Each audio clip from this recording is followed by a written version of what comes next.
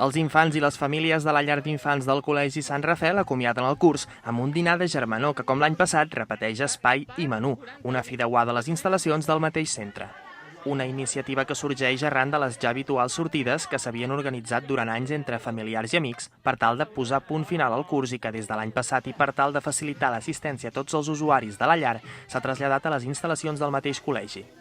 Organitzat pels professors i la coordinadora del centre, durant tot el dia s'han realitzat diverses activitats per tal d'amenitzar la jornada, com un seguit de jocs d'aigua per refrescar-se mentre es feia el dinar, o diverses activitats lúdiques i tallers on la principal protagonista ha estat la cançó Baby Shark, una tonada que ha estat allò més de moda durant aquest curs. Finalment, i ja després del dinar, s'han fet de nou dinàmiques entre alumnes i pares i mares per continuar la festa. La iniciativa, que enguany ha comptat amb una 80ena d'assistents, compta també amb una molt bona rebuda per part dels infants i familiars.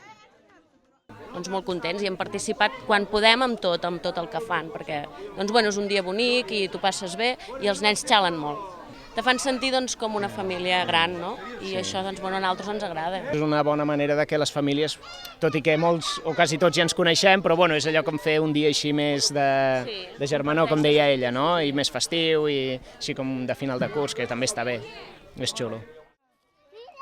Un cop finalitzat el mes de juliol, la llar d'infants del Col·legi Sant Rafel farà un més que merescut descans per agafar forces de cara al curs vinent.